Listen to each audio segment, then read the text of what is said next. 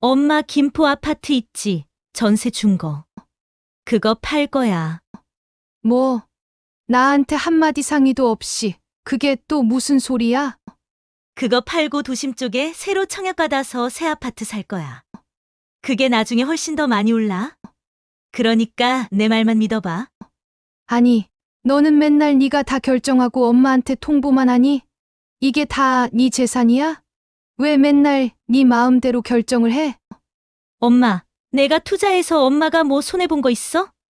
내 덕에 엄마 돈 많이 벌었으니 좋잖아. 어차피 엄마는 잘 모르니까 내가 투자해 준다잖아요. 왜 그렇게 성을 내실까? 너무도 당당한 딸의 말에 혜순 씨는 말문이 막혔습니다.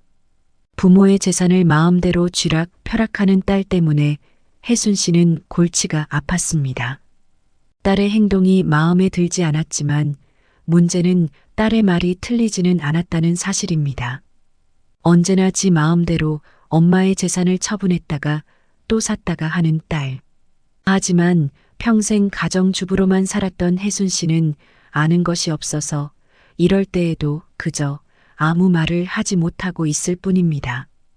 딸이 이렇게 자신의 재산을 마음대로 하도록 놔두는 것이 맞는지 혜순 씨는 오늘도 혼란스럽기만 합니다. 안녕하세요. 사연으로 마음을 읽는 채널 마음의 라디오에 오신 것을 환영합니다. 자녀를 키우다 보면 빨리 커서 한 사람 몫을 하는 날을 기대하고 또 기다리게 되는 순간들이 많습니다. 그날이 오면 홀가분하기도 하고 또 어쩌면 서운하기도 하지요. 하지만 다 큰 자녀가 자신의 길을 가기보다는 오히려 부모의 삶을 간섭하거나 부모의 것을 탐내는 경우도 종종 있습니다. 그럴 때에 부모라면 어떻게 해야 할까요? 다 큰 자녀는 대개는 부모보다 더 똑똑하고 더 아는 게 많지요. 세상 물정에 밝다는 이유로 부모를 무시하거나 좌지우지하려고 들기도 합니다. 그런 자녀를 두었다면 부모로서 어떤 결정을 내려야 할지 한번 생각해 보려고 합니다. 오늘은 어머니가 배운 것이 없고 세상 물정을 잘 모른다는 것을 빌미로 어머니 재산의 통제권을 모두 장악해버린 자식들 이야기를 들려드리겠습니다. 서울에 거주하는 박혜순 씨는 경제권을 비롯해 모든 의사결정권을 40대의 딸들에게 빼앗겨서 크게 고통을 받았다고 합니다. 어쩌다가 이렇게 된 것인지 그 사연을 지금부터 들려드리겠습니다. 끝까지 시청해 주시고 지혜를 댓글로 나누어 주세요. 구독과 좋아요는 큰 힘이 됩니다. 그 사연을 지금 시작합니다. 서울에 거주하는 박혜순 씨 사연입니다. 안녕하세요. 박혜순이라고 합니다. 저는 남편하고 한 10년 전에 사별을 했어요. 그래도 다행히 남편이 남긴 재산이 좀 돼서 제가 딱히 일을 하지 않아도 궁색하지는 않게 살고 있습니다. 저는 세 자녀를 두었습니다. 위로 딸 둘, 막내 아들을 두었는데 막내 아들은 결혼해서 독립을 했어요. 큰 딸은 결혼을 하지 않고 내내 저와 같이 살고 있고요. 둘째 딸은 결혼을 했다가 이혼을 하고 몇 년 전에 제 집으로 들어와 함께 살게 되었습니다. 40대에 관연한 두 딸하고 제가 같이 살게 된 거지요. 우리 딸들이 결혼은 잘 풀리지 않았지만 그래도 똑똑한 편입니다. 제가 시집 와서 못 배운 것이 한이 돼서 자식들만큼은 남부럽지 않게 가르치려고 많이 투자를 했거든요.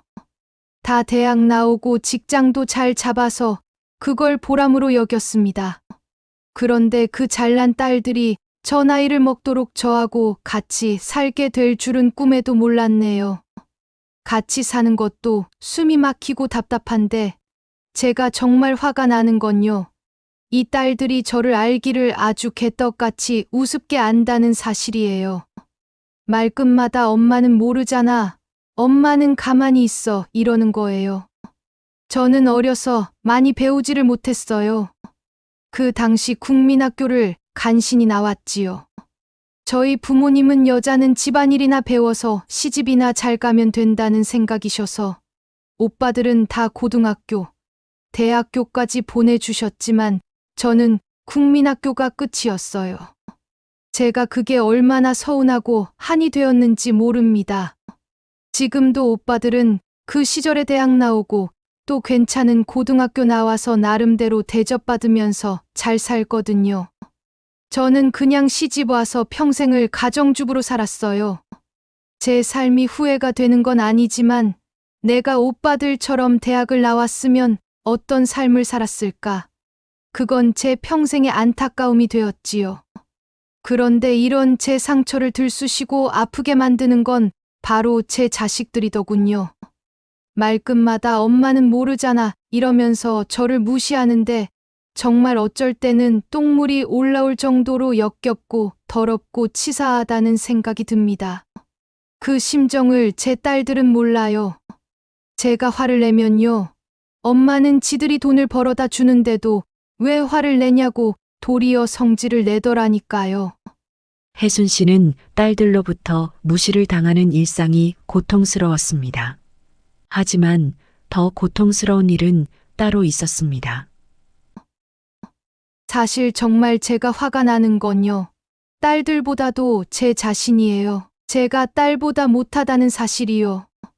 딸들이 제 재산을 가져다가 한 것들이 다 결과가 좋았어요. 얘네들이 투자를 하면 돈을 벌어오더라고요.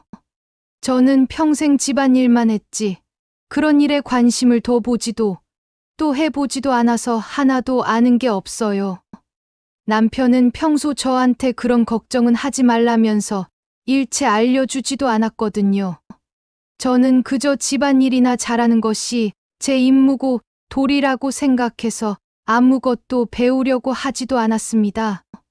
은행에 가서도 뭘 어떻게 해야 하는지도 잘 모르고 제 재산도 그냥 가만히 놔두는 것 말고는 어떻게 관리를 하는지도 잘 몰라요. 그러니 딸들이 이렇게 제 재산을 가지고 지들 마음대로 해도 제가 어떻게 할 도리가 없는 거예요. 딸들은 저를 엄청나게 불신해요. 엄마는 무식하고 배운 게 없는 사람이니까 자기네들한테 맡기라는 거예요. 그냥 그렇게 내 재산을 다 뺏기는 것만 같아서 분통이 터지다가도 내가 아는 게 없는데 그럼 어쩌나 이렇게 스스로를 한심하게 여기게 되곤 합니다. 사실 딸들이 엄마를 처음부터 무시를 한 것은 아니었습니다. 딸들이 엄마의 재산을 장악하게 된 데에는 결정적인 사건이 있었습니다. 정말 부끄러운 이야기를 하나 하자면요. 제가 부동산 관련해서 거래를 하다가 큰 실수를 한 적이 있습니다. 제가 이상하게 돈 거래나 은행 같은 데에 가면 울렁증 같은 게 생겨요. 당황하고 긴장을 많이 합니다. 제가 아는 것이 없다 보니 혹시라도 실수를 할까봐 저도 모르게 많이 긴장을 하거든요. 전세 계약 때문에 돈을 이체를 하려는데 1억이 넘는 돈을 제가 엉뚱한 곳에 이체를 한 거예요. 돈을 분명히 보냈는데 받는 사람이 못 받았다고 하니까 그제서야 제가 깜짝 놀라서 은행에 다시 달려갔어요. 그래서 은행에서 사정을 이야기하니까 다행히 제가 잘못 보낸 계좌 주인이 저한테 다시 돈을 보내줬거든요. 정말 깜짝 놀라서 손이 덜덜 떨리고 기절을 할 뻔했습니다. 저도 모르게 숫자를 잘못 썼나 봐요. 그때 제가 무슨 딴 생각을 했는지 은행 직원이 받으시는 분 맞냐고 분명히 물어본 것 같은데 제가 그 이름이 또 가물가물해서 대충 맞다고 했나 봐요. 제가 그렇게 일 처리가 똑똑치가 못해서 저도 저를 못 믿어요. 그런 일이 있었다고 제가 너무 놀랐던 마음을 딸들한테 털어놓으니까 얘네들이 난리가 난 거예요. 엄마 미쳤냐고, 큰일 날 뻔했다고 둘이 야단야단을 하는 거예요. 저도 놀랐는데 또 거기다 대고 어찌나 한 소리들을 하는지 제가 딸들한테 위로를 바라는 게 아니었어요. 괜히 이야기했다가 아주 정내미가 다 떨어질 만큼 훈계를 듣고서야 딸들이 그만하는데 정말 진이 다 빠지더라고요. 나이가 들고 정신이 예전처럼 맑지가 않으니 사람이 실수를 할 수도 있는 거 아닌가요? 제가 잘했다는 게 아니라 그래도 자식들이면 엄마가 얼마나 놀랐을까. 그런 마음을 갖는 게 인지상정 아니에요? 무슨 애 잡듯이 둘이 길길이 야단을 하는데 제가 무슨 천하의 죄인이 된 것 같더라고요. 아니, 내가 지들 돈을 해먹은 것도 아닌데 마치 지들 돈을 뜯긴 것 마냥 난리를 치는 거예요. 가뜩이나 저도 저 자신이 한심하고 바보 같아서 좌절스러운데 자식들까지 저를 이해 못 해주고 구박을 해대니까 정말 그땐 딱 죽어버리고 싶었습니다. 그러면서 인감 도장하고 뭐 다 내놓으라는 거예요. 엄마를 못 믿겠다면서요. 그땐 제가 화가 나더라고요. 아무리 그래도 그렇지 이때다 싶어서 재산을 다 지들이 관리해 준다고 나오는 딸들이 정말 내 자식이 맞나 싶었어요. 그래서 그때는 싫다고 거절을 했지요. 저도 기분이 너무 상했었거든요. 자식이 돼서 엄마를 걱정하기보다는 바보 멍청이 취급을 하고 재산을 지들에게 넘기라니 그게 가당키나 합니까? 솔직히 말아먹어도 내가 내 재산을 말아먹는데 지들이 왜 야단입니까? 혜순 씨는 자식들에게 어림없는 소리 말라고 재산을 관리해 주겠다는 딸들의 요구를 거절했습니다. 하지만 혜순 씨의 시련은 여기서 끝이 아니었습니다. 그렇게 딱 웃기지 말라고 딸들의 제안을 거절했는데 어느 날 문자가 온 거예요. 가깝게 지내던 친척 어르신이 돌아가셨다는 부고 소식이었어요. 깜짝 놀라서 그걸 누르니까 뭘 입력을 하라고 하더라고요. 그래서 하라는 대로 뭘 다 입력을 했더니 글쎄 그게 알고 보니까 사기 문자였더라고요. 세상에 어떻게 제가 아는 분 이름으로 부고장을 보내는 사기가 다 있단 말입니까? 그걸 누가 사기라고 의심을 하겠냐고요. 저는 정말 지금 생각해도 기가 막혀요. 어떻게 제가 아는 사람 연락처를 가지고 그런 문자를 보냈는지 기가 막히지 않나요? 제가 보안이나 그런 걸 전혀 몰라서 거기 제가 입력한 정보 때문에 그때 제 계좌에서 돈이 500만 원이나 털렸어요. 경찰에 신고하고 부랴부랴 은행에 가서 방법이 없냐고 했는데도 이미 돈은 빠져나간 뒤였고 방법이 없더라고요. 뒤늦게 소 잃고 외양간 고치는 심정으로 비밀번호 바꾸고 핸드폰에 있던 개인정보가 담긴 사진 같은 것들을 다 삭제했어요. 그 일을 딸들이 알고서 또 한바탕 야단이 난 거지요. 엄마 이러다 전 재산 말아먹게 생겼다면서 기어이 저한테서 온갖 통장, 인감, 부동산 관련된 것들을 딸들이 다 뺏어갔습니다. 그때는 저도 저 자신이 너무 한심하고 멍청해서 딸들한테 재산 관리를 맡기는 게 낫다고 생각을 했어요. 똑 부러지고 저처럼 절대 손해보는 짓은 하지 않을 테니까요. 그래, 딸들이 똑똑하니까 잘 지켜주겠지. 그때는 그렇게 생각했습니다. 막상 다 맡기고 나니까 마음도 편하더라고요. 저는 그냥 딸이 준 현금 카드만 들고 다녔어요.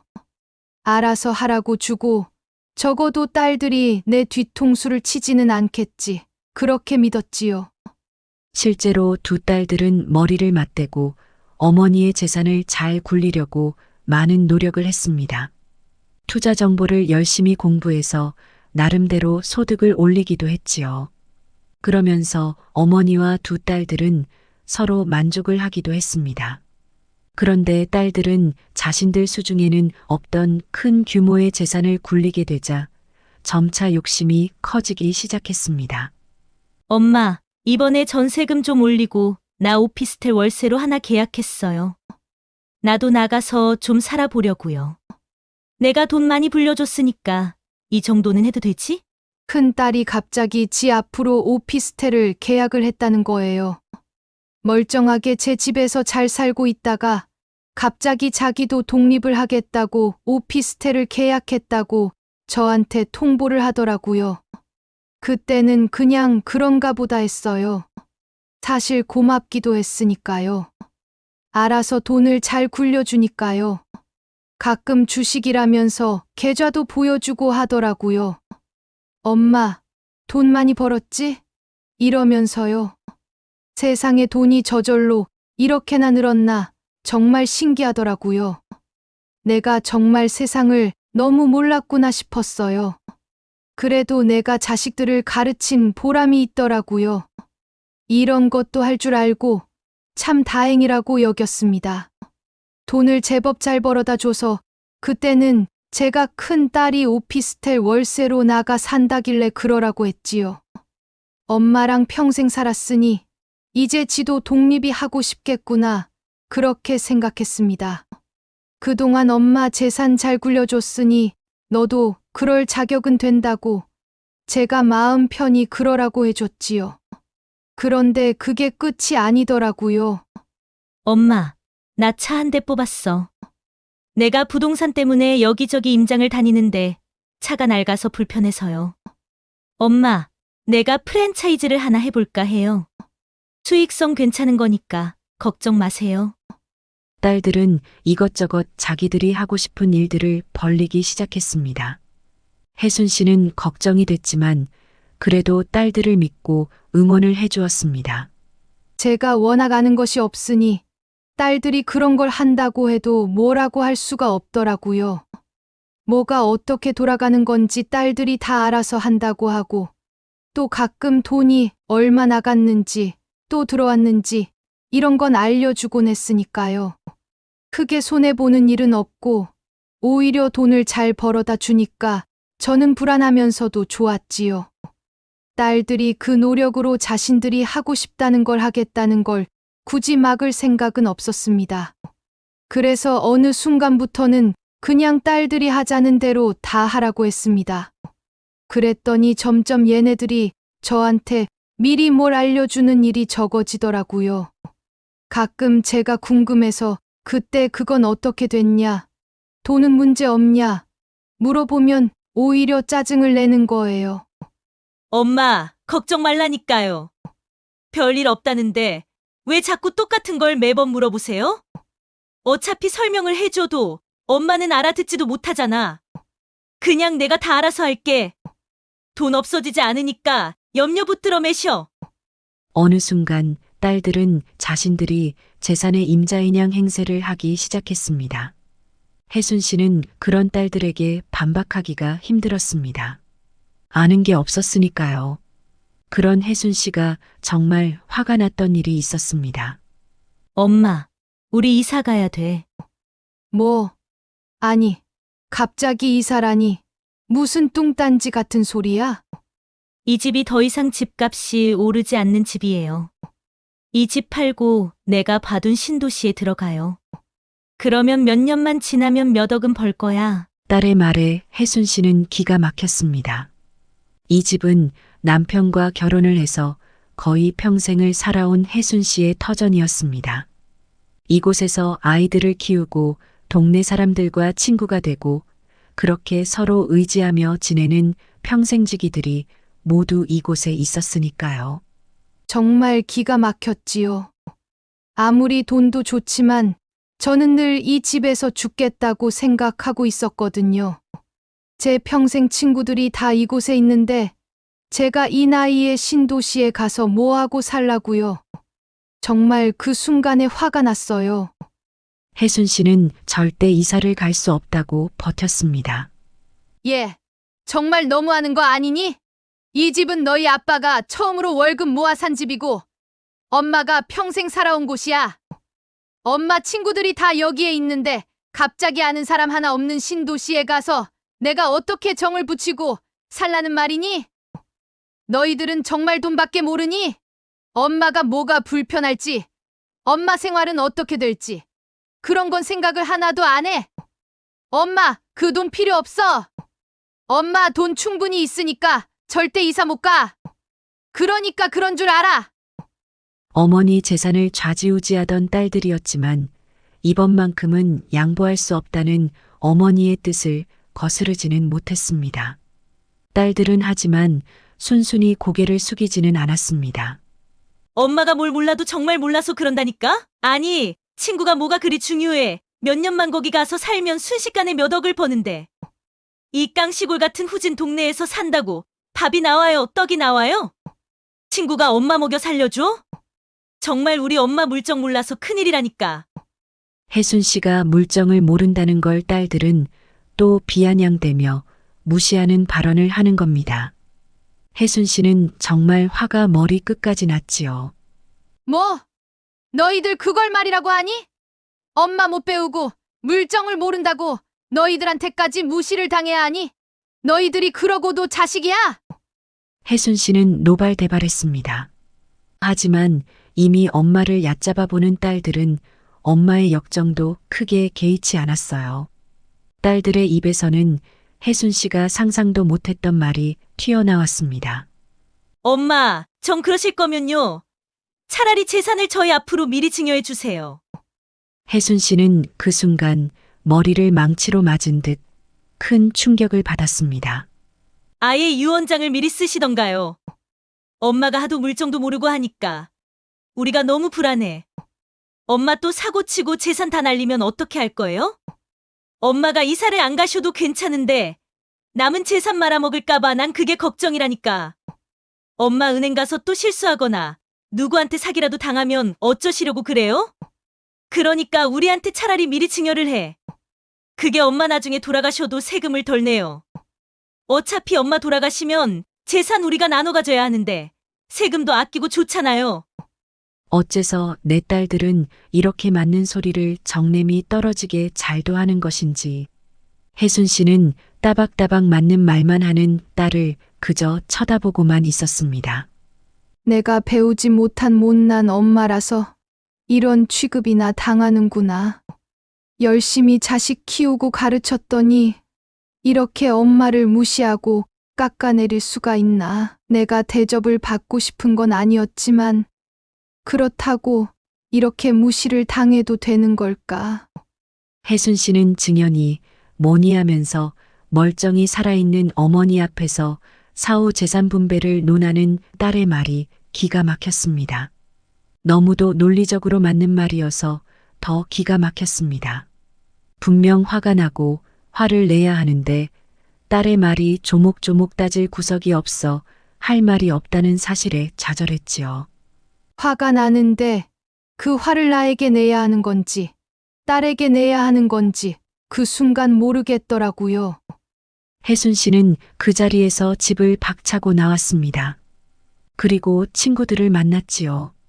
혜순 씨는 자초지종을 털어놓고 친구들에게 조언을 구했습니다. 친구들은 각자 다양한 의견들을 주었습니다. 난 벌써 다 증여해줬어. 자기 딸 말이 틀린 게 하나 없어. 재산을 미리 증여해주면 나중에 자식들끼리 재산 다툼할 일도 없고 세금도 많이 아낀다니까. 딸 말을 너무 고깝게 듣지 말고 딸이 하자는 대로 해줘. 어차피 자기는 재산 관리 혼자 하기 힘들잖아. 또 한 친구는 이렇게 말했습니다. 아니, 무슨 소리야. 엄마가 멀쩡히 살아있는데 자식이라는 것들이 먼저 재산을 내놓으라고 하는 게 가당키나 해? 그런 싸가지 없는 것들이 세상 천지에 어딨어. 그동안 엄마 재산 지들 멋대로 썼으면 됐지. 무슨 재산을 더 바래. 절대 주지 마. 그리고 그냥 다 내쫓아. 다른 친구는 이렇게 말했지요. 나 같으면 다 팔고 은행에 넣겠어. 금리 좋은 연금이나 펀드 같은 데다 넣고 이자나 받으면서 살면 딱히 관리할 것도 없고 마음도 편하잖아. 부동산은 거래도 자꾸 하게 되고 그러면서 골치 아픈 일들도 생기고 할 거 아니야? 재산 관리 쉽지 않아. 그렇다고 딸들 손에 다 넘겨주기도 탐탁지 않고 하니까 그냥 은행에 넣고 맘 편히 쓰는 게 좋아. 모두 다른 의견을 내놓은 친구들 말에 혜순 씨는 골치가 더 아팠습니다. 그래도 혜순 씨만큼 재정 관리에 무지한 친구들은 없는 것 같았지요. 그 사실에 혜순 씨는 더욱 좌절스러웠습니다. 이 나이 먹도록 난 대체 뭘 한 걸까? 애들 키우고 집안일 한 거 말고는 아는 게 하나도 없구나. 혜순 씨는 집으로 돌아와 긴 시간 동안 생각에 잠겼습니다. 남편이 남기고 간 재산. 남편은 밖에서 자신은 안에서 열심히 일해서 쌓은 소중한 재산이었지요. 아무리 자식이지만 그걸 함부로 하게 놔두고 싶지는 않았습니다. 혜순 씨는 친구의 도움을 받아서 재산 관리에 대한 공부를 하기 시작했습니다. 자신은 없었어요. 누군가 자신을 이용하려고 든다면 속지 않을 수 있을까?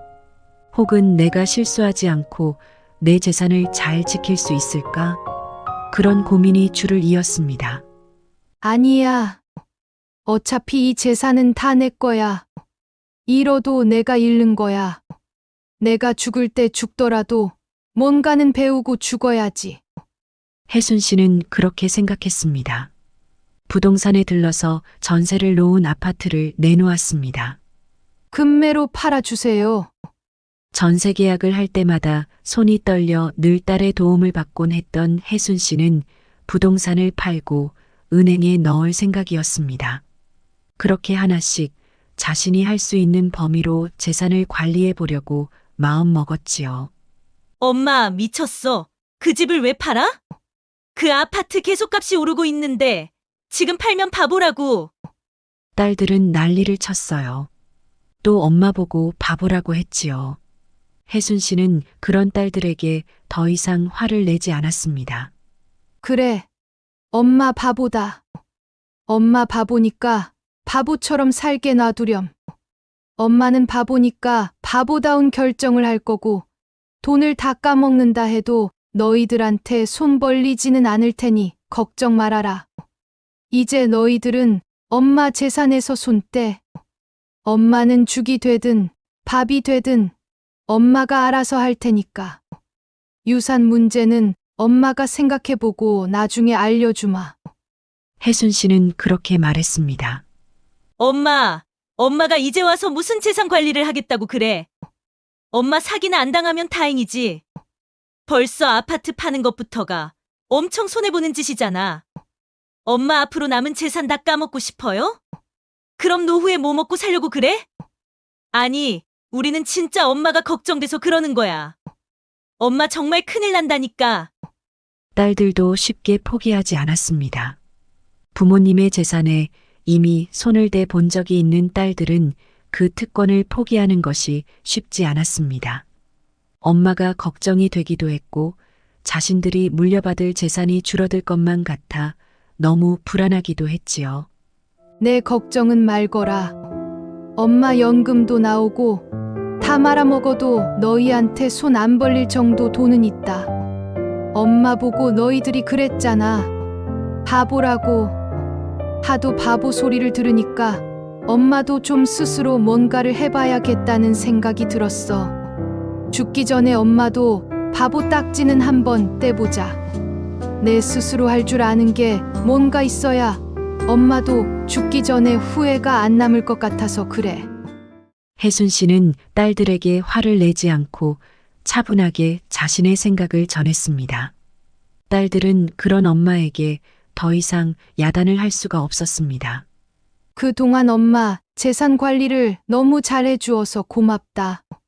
엄마가 안 챙겨줘도 너희들이 알아서 너희 몫을 다 챙겼잖니. 그러니까 이제 엄마가 알아서 해볼게. 그리고 이제 너희들 다 나가 살 거라. 너희들이 옆에 있으니까 엄마는 평생 바보로밖에 살 수가 없구나. 이 나이 먹고 매일같이 너희들한테 무시당하고 바보 소리 들으면서 살고 싶지는 않아. 엄마가 너희들 눈에 바보처럼 보이겠지만 바보 아니야. 그저 기회가 없었을 뿐이야. 그러니까 이제 엄마도 그 기회를 좀 이용해 보려고 한다. 혜순 씨는 두 딸에게 나가라고 통보를 했습니다. 그러면서도 내심 불안했습니다. 여태껏 해보지 않았던 혼자의 삶.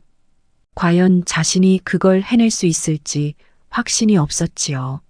하지만 더 이상 딸들에게 의지하며 바보 소리 들으면서 살고 싶지는 않았습니다. 그렇게 혜순 씨는 두 딸을 집에서 내보내고 혼자 살게 되었습니다. 자신이 물정을 모른다는 사실을 잘 알고 조심스럽게 매사에 주의를 기울였지요. 여전히 실수를 많이 하고 손해를 보는 일도 있었습니다. 뭣도 모르고 주식에 투자했다가 몇 천만 원을 날리기도 했지요. 하지만 혜순 씨는 후회하지 않았습니다. 내가 돈을 잃어도 바보 소리를 들으며 살았을 때보다는 기분이 나쁘지 않네요. 몇 번의 실패를 거듭하다가 혜순 씨는 이제 나름대로의 방식을 터득하게 되었습니다. 자녀에게 상속을 미리 해줄지 말지는 아직도 고민 중이라고 합니다. 딸들에게 무시당한 일이 마음에 아직도 사무친 혜순 씨. 그 마음이 다 풀어지고 나면 혜순 씨는 흔쾌히 자식들에게 상속을 위한 절차를 밟게 될까요? 오늘도 혜순 씨는 모르던 세상을 배우느라 하루는 울고 또 하루는 웃으며 다사다난한 하루하루를 보내고 있습니다. 이제 불안하고 초조한 것은 오히려 딸들이 되었지요. 엄마가 언제 재산을 다 날려먹지는 않을지 노심초사하게 된 것입니다. 하나도 물려받지 못하면 어쩌나 그 생각으로 하루가 멀다 하고 엄마에게 별일이 없냐고 전화를 한다고 합니다. 여기까지 박혜순 씨 사연이었습니다. 자녀가 어려서는 자신의 부모가 무조건 대단한 사람이라고 믿습니다. 세상에 엄마 아빠보다 대단한 사람은 없다고 여기지요. 하지만 자녀가 커가면서 부모에 대해 실망을 하기도 하고 또 무시하기도 합니다. 어른이 돼서 보니 자신의 부모가 특별하지도 않고 오히려 자신보다 무지하고 못나 보인다고 생각하기도 합니다. 이럴 때에조차 부모는 부모인 것 자체로 존경받아야 마땅하겠지요. 하지만 많은 자녀들이 자신을 키워준 부모를 지나치게 세속적인 기준으로 평가하기도 합니다. 온전히 자신의 세상이었고 사랑이었던 부모를 부족하고 모자란 사람 취급을 하는 것이지요. 그럴 때 부모들은 큰 상처를 받게 됩니다. 존경까지는 아니어도 무시당할 이유는 없는데 자녀가 부모를 무시할 때 부모로서 평생 헌신해온 지난 세월에 대한 회의감이 들기도 합니다. 끝까지 존경받는 부모로 남기 위해서 어쩌면 자녀에게 모든 것을 다 줄 필요는 없을지도 모릅니다. 부모의 감사함을 아는 자녀를 만들고 싶다면 감사함을 아는 아이로 키워야 될 것 같습니다. 만약 그렇게 하지 못했다면 나이가 들어서라도 그걸 일깨워줘야겠지요. 하지만 그 비용은 자녀가 어릴 때보다 더 값이 많이 나가는 것 같습니다. 박혜순 씨도 평생을 남편과 자녀에 의지하며 살았다가 뒤늦게 배움의 비용을 비싼 값을 치르며 내고 있는 셈이지요. 박혜순 씨와 같은 경험을 해본 적이 있으신가요? 자녀가 날 무시한다는 생각이 들 때 어떻게 대처를 하시나요? 그 경험을 댓글로 나눠주세요. 여러분의 지혜가 누군가의 인생을 바꿀 수 있을지도 모르니까요. 오늘도 사연을 시청해 주셔서 감사합니다. 마음의 라디오는 다음에 또 새로운 이야기로 찾아오도록 하겠습니다. 영상이 마음에 드셨다면 구독과 좋아요를 부탁해요. 감사합니다.